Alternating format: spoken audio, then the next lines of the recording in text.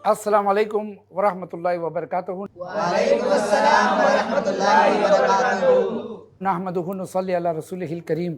Dear teenagers, दीन 14 आपकी खिदमत में हाजिर है, आपकी तरबियत के लिए, आपके इंटेलिजेंस के लिए, आपकी ग्रूमिंग के लिए। और हम डिस्कशन कर रहे थे फाइनेंशियल विजडम के ऊपर।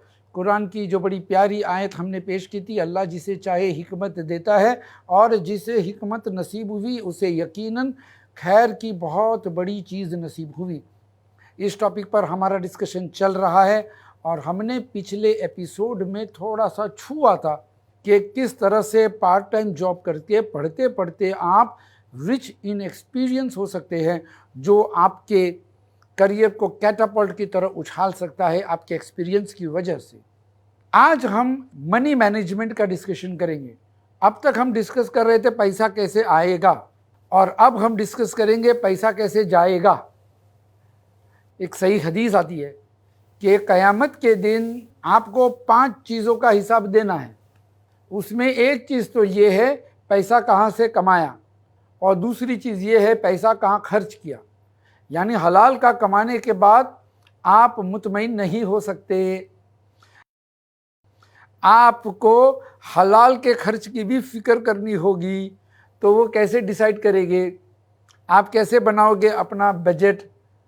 क्या आप कंजूस बन जाओगे या फिजूल खर्ची करने वाले बनोगे, या आप माँ बाप को पैसा नहीं दोगे, या सारे पैसे आप अपनी बीवी के हवाले कर दोगे जब बड़े होगे तो, या आप दोस्तों को सारा पैसा दे दोगे उधार या सदका ज़कात। आप किस तरह से अपना फाइनेंस डिसाइड करोगे? आपके पैसे के जाने का रास्ता सिरातुल मुस्तकीम कैसे बनेगा? तो उसका डिस्कशन करेंगे इस एपिसोड में।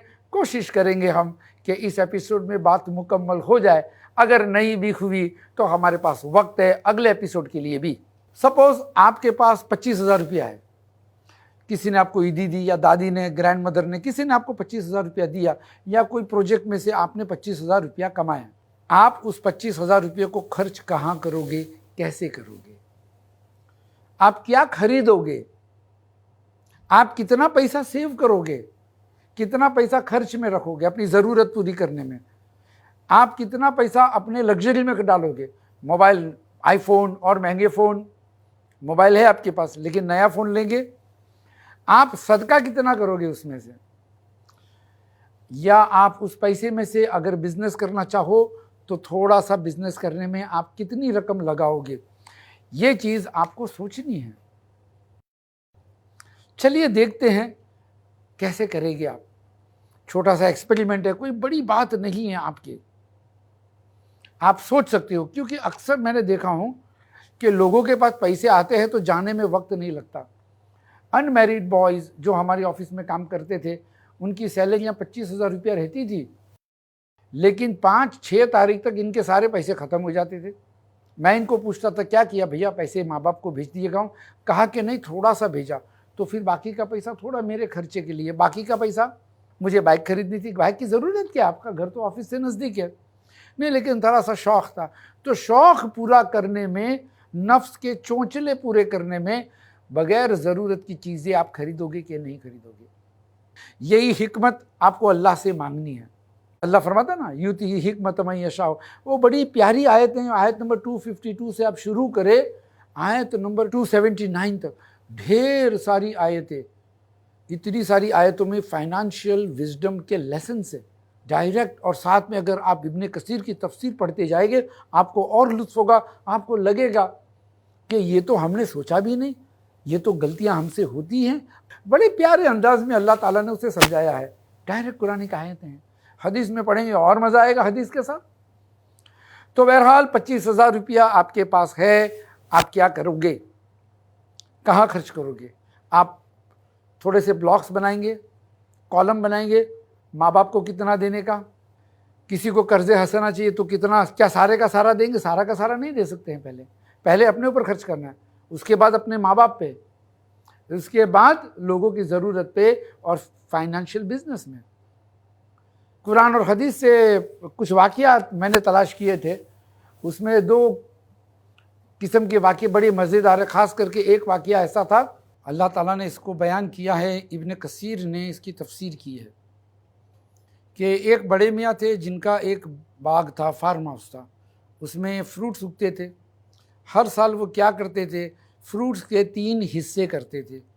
एक हिस्सा गरीबों को देते थे, एक हिस्सा अपने फैमिली के लिए रखते थे और एक हिस्सा अपने ही बिजनेस में डालते थे, यानी उसी फार्म हाउस के खर्चे में।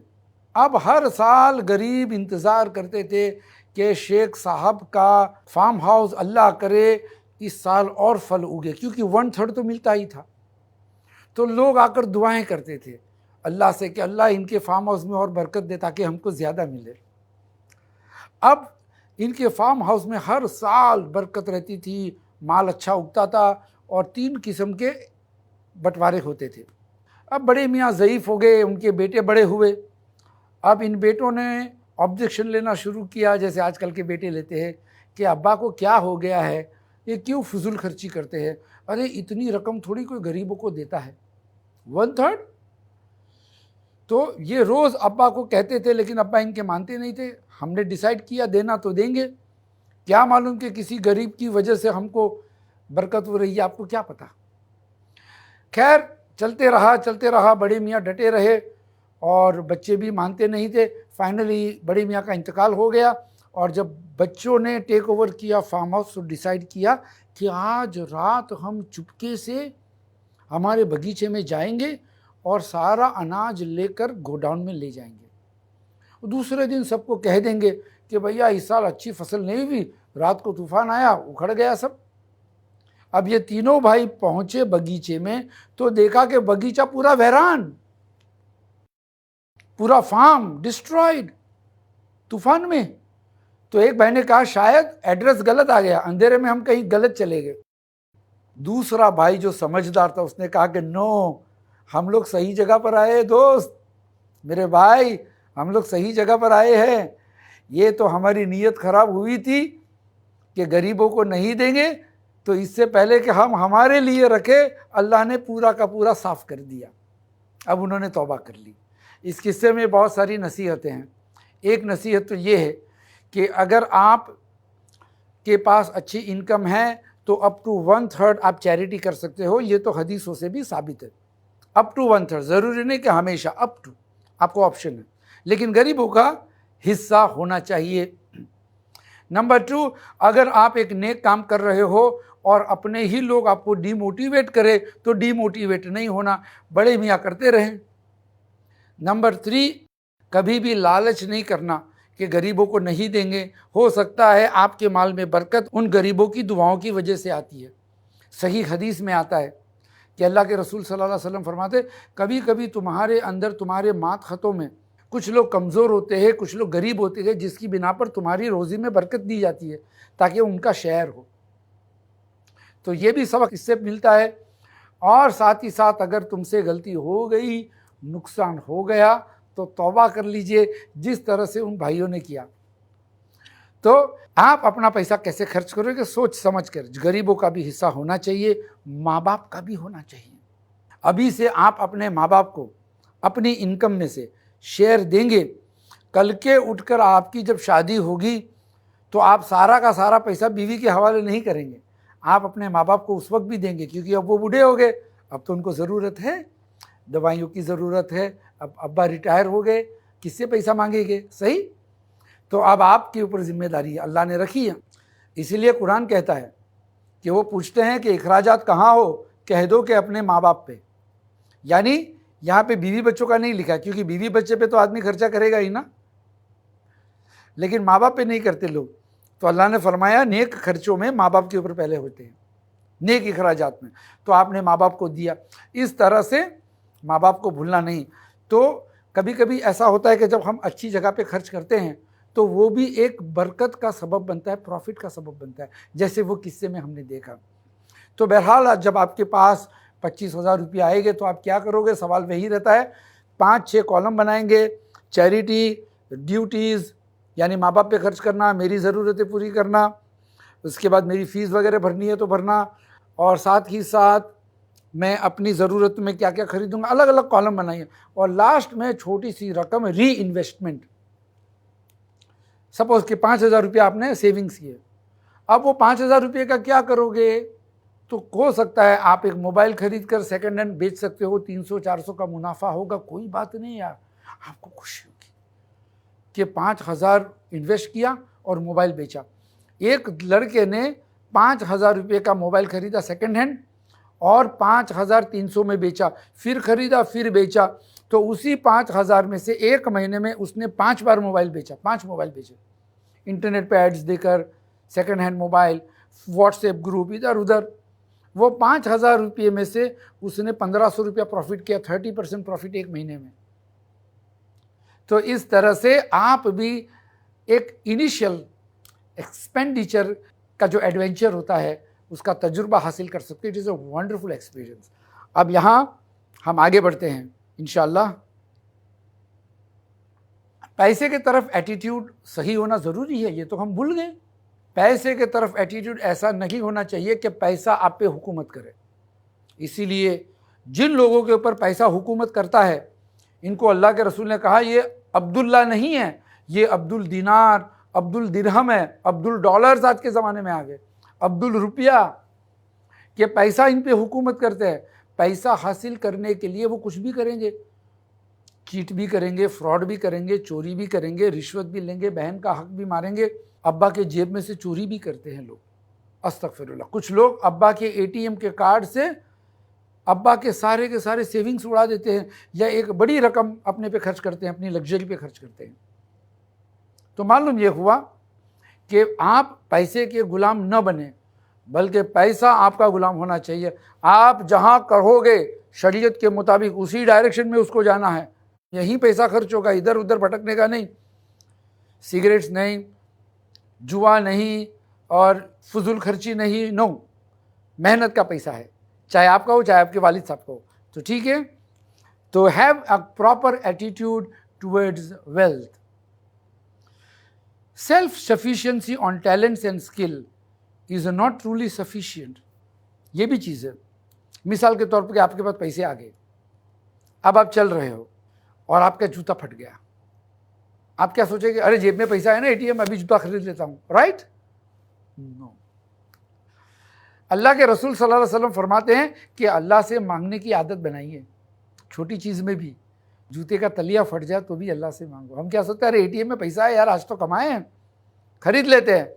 नहीं, बल्कि अल्लाह, मेरा जूता फट गया, मैं मुची के पास सिलाऊं या मैं नया खरीदूं, मेरी राहबरी कर, अल्लाह विल गाइड यू। इसे कहते हैं remaining connected with Allah even when you are on top. तो जब ज़्यादा पैसे आएंगे उस वक्त भी आपकी आदत बनेगी अल्लाह ताला से कनेक्टेड रहने की, उससे मदद मांगने की, जिसकी बदौलत आप फिजूल खर्ची से बच जाओगे। Fine, we proceed further. अब जब आपको पैसे कमाने की ज़रूरत महसूस होती है तो शायद आपके खर्चे बढ़ेंगे। शैतान आपको बोलेगा अभी तो तुम्हारे पास से 20,000 रुपया जमा हुए हैं, आईफोन खरीदो 25,000 का, 5,000 किसी से लोन ले लो या ईएमआई से खरीदो। और आदमी गलती से इंटरेस्ट में घुस जाता है।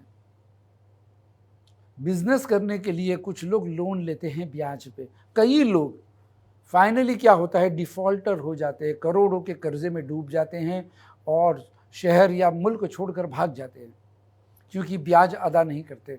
अल्लाह ताला ने सूरह अल बकरा में जो आयतों का तस्करा मैंने किया, उन्हीं आयतों में फरमाया कि जो लोग ब्याज से बाज नहीं आते उनके लिए अल्लाह और उसके रसूल के साथ जंग का ऐलान है।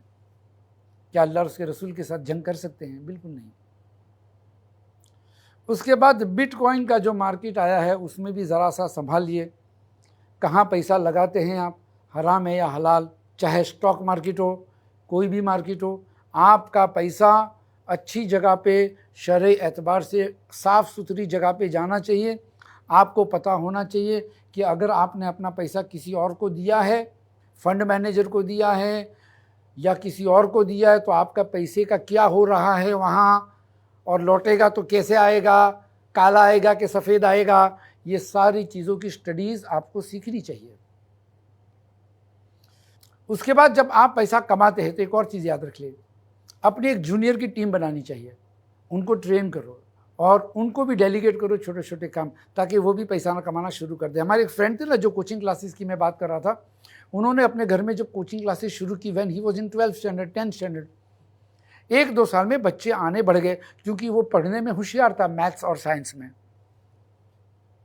अब इसको ज़रूरत होने लगी कि कोई और असिस्टेंट हो, उसका इनकम अच्छी आने लगी, बच्चे बढ़ते गए, अटेंशन मुश्किल से, तो उसने अपने ही किसी दोस्त को बुलाया कि तू मेरे को असिस्ट कर, मैं तुझको भी सैलरी दूंगा।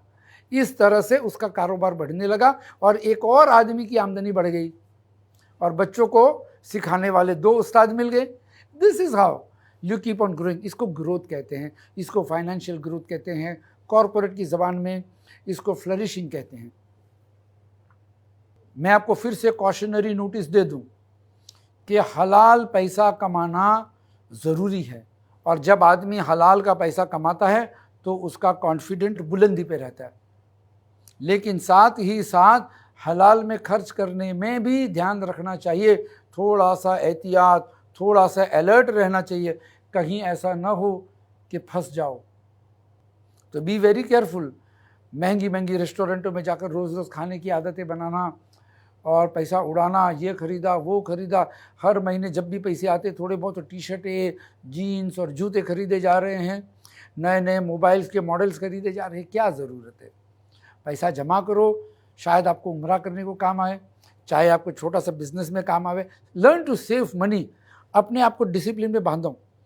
कभी कभी ऐसा होता है, एटीएम में जब देखते हैं ना बैलेंस लेफ्ट, तो बहुत खुशी होती है, खुजली होती है थोड़ी सी, खर्च करूँ कहाँ खर्च करूँ, शैतान आपको वर्गलाता है। वहाँ पे आपको डिसिप्लिन की ज़रूरत होती है कि कहाँ खर्च नहीं करूँ, ये अपने आप को बोलना है। You have to discipline yourself.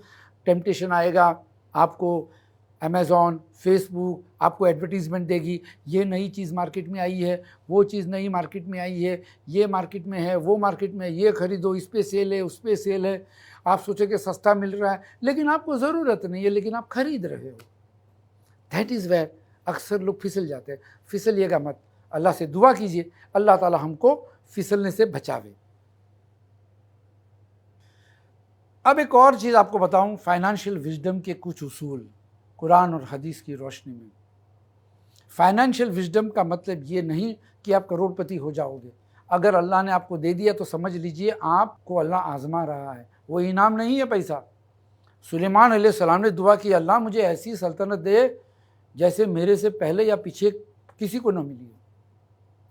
अल्लाह ताला ने वो दुआ कबूल की। कैसी सल्तनत थी उनकी, लेकिन सुलेमान अलैहिस्सलाम ने क्या कहा, हाज़ा मिन फज़ल रब्बी, ये मेरे रब का फ़ज़ल है। क्या कहा? ये मेरे रब का फ़ज़ल है। अल्लाह ताला आज़माता है कि मैं अब ये शुक्रगुजारी करता हूँ कि नाशुक्री करता हूँ। समझ गए, दिस इज़ फाइनेंशियल विजडम, कि पैसा आने के बाद आप क्या सोचते हैं। हाज़ा मिन फज़ल रब्बी, हमारे यहाँ हाज़ा मिन फज़ल रब्बी कहाँ चिपकता है? स्टिकर होता है। गाड़ी ब्याज पे खरीदी है, घर ब्याज पे खरीदा है, अल्लाह के साथ जंग की है, लेकिन घर के बाहर स्टिकर है हाज़ा मिन फज़ल रब्बी। ये अल्लाह का फजल कैसे हो सकता है जहाँ पे इनकम अल्लाह के नाफरमानी के थ्रू हुई है? सही, राइट। तो सुलेमान अलैहिस्सलाम को जब अल्लाह ने दी दौलत, उन्होंने क्रेडिट अल्लाह को दी, हाज़ा मिन फज़ल रब्बी। लेकिन कारून जो फिरौन का साथी था, अल्लाह ने उसको भी ऐसी दौलत दी थी। कई आदमी होते थे इनके खजाने की चाबी उठाने के लिए, ऐसे खजाने थे इनके। लोगों ने नसीहत दी कि कारून अल्लाह का शुक्रिया अदा कर, थोड़ा सा गरीबों को दे, तू फिरौन के दरबार में है, तू बनी इसराइल का ही आदमी है, ज़रा सा हमारी सिफारिश कर, थोड़ी सख्ती कम करा, अल्लाह ने तुझको कितना दिया है। तो उसके अंदर तकब्बुर आ गया, है ये अल्लाह ने थोड़ी दिया है, ये तो मैं अपने होशियारी से कमाया हूँ। कहते हैं ना लोग कि मुझे आता है, मैं होशियार हूँ इसलिए पैसा कमाता हूँ। अब होशियार इसलिए नहीं कमाते हैं, बहुत सारे डॉक्टर्स और इंजीनियर्स मक्खियाँ मारते हैं। इंजीनियर्स लोग 20,000 की नौकरी करने के लिए तैयार है बेचारे। डॉक्टरों के बाजू में एक डॉक्टर का दवाखाना चलता है, दूसरे का नहीं चलता है। रोज़ी अल्लाह के हाथ में है, आपके स्मार्टनेस पे नहीं है। अगर आपके स्मार्टनेस पे रोज़ी होती तो गरीब और भोले लोग भूखे मर जाते। अल्लाह ने रोज़ी अपने हाथ में रखी है, तुम्हारे हाथ में नहीं रखी है। ये कौवा, ये चींटियाँ, ये हाथी घोड़े, किसके पास स्मार्टनेस है, किसके पास मैथ्स का एजुकेशन है, लेकिन अल्लाह रोज़ी पहुंचाता है ना। तो आपको क्यों नहीं पहुँचाएगा? हाथी का खुराक कितना है? हम पूरी फैमिली जितना खाते हैं एक दिन में 3 टाइम, उतना वो अकेले 1 टाइम खाता है। पहुँचाता है ना अल्लाह रोज़ी? क्या हाथी कभी नौकरी करता है? क्या घोड़ा नौकरी करता है? पहुँचाता है अल्लाह। ये सब असबाब है। तो कारून ने क्या कहा कि हट, आए बड़े मुझे नसीहत देने वाले, ये पैसा मेरे सलाहियतों की वजह से। अब अल्लाह ताला को गुस्सा आया। नतीजे में क्या हो गया कि कारून ढस गया ज़मीन के अंदर अपने ख़जाने के साथ, और क़यामत तक ज़मीन के अंदर ढसते रहेगा। सुलेमान अलैहिस्सलाम को भी अल्लाह ने दिया, कारून को भी अल्लाह ने दिया। सुलेमान अलैहिस्सलाम चौकन्ने हो गए, हाज़ा मिन फ़ज़्ल रब्बी, ये मेरे रब का फ़ज़ल है, मुझे आज़मा रहा है कि मैं शुक्रगुज़ार हूँ या ना शुक्र हूँ। और कारून के अंदर तकब्बुर आ गया। फ़िरौन के दरबार में बैठकर फ़िरौन की चमचागिरी करता था, हालांकि बनी इसराइल था। काना कारून मिन आले मूसा फ़बगा अलैहि। अल्लाह ताला फरमाता है कि कारून मूसा अलैहिस्सलाम के ही लोगों में से था। ही वॉज नॉट मिस्री, ही वॉज ए बनी इसराइल, लेकिन बगावत की, फ़बगा अलैहि, बगावत की, फ़िरौन के दरबार में चमचा बनकर बैठ गया और ढेर सारा माल अल्लाह ने इसको दिया तो तकब्बुर आ गया। तो इस तरह से ख्याल रखना चाहिए हमको कि पैसे आने से तकब्बुर न हो जाए। ये एटीट्यूड होना चाहिए कि ये माल ये अल्लाह की तरफ से है। और कभी कभी ऐसा भी होता है कि हमारे आसपास में अल्लाह ताला किसी को भेज देता है आजमाने के लिए हमें। कोई ज़रूरतमंद रिश्तेदार आ गया, किसी को दवाई की ज़रूरत है, कोई बीमार है, तो उसको भी हमारी आमदनी में से थोड़ा सा हिस्सा दे देना चाहिए। इस तरह से फाइनेंशियल विजडम इसी में है कि आदमी पैसे की हकीकत को समझे। ये ना समझे कि पैसा उसके लिए बहुत बड़ा तोहफ़ा है, इसलिए कि गरीब जन्नत में पैसे वालों से 500 साल पहले जाएगा। जो बेचारे ऐसे होंगे जो मोहताज होंगे, रोज़ाना मजदूरी करके कमा के खाते होंगे, लेकिन वो पैसे वालों से पहले 500 साल का डिफरेंस है इनका जन्नत में जाना। और वो पैसे वाले कौन होंगे? जो हलाल कमाते हैं, इसलिए कि हराम का तो हिसाब ही नहीं होगा, वो तो जहन्नम में चला जाएगा लपेट के। हिसाब हलाल का होगा।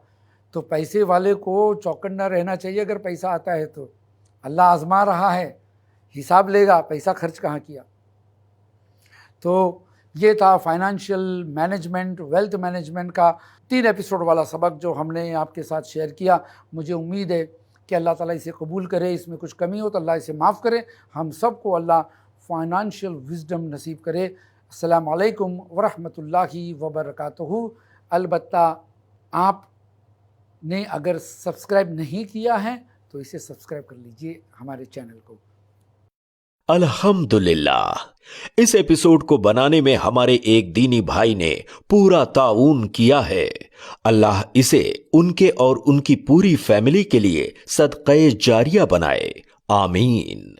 आप भी ऐसे वीडियो या सीरीज को स्पॉन्सर करने के लिए कॉल करें 9588888826 पर। ऐसे ही और वीडियोस बनाने में हमारी मदद करें।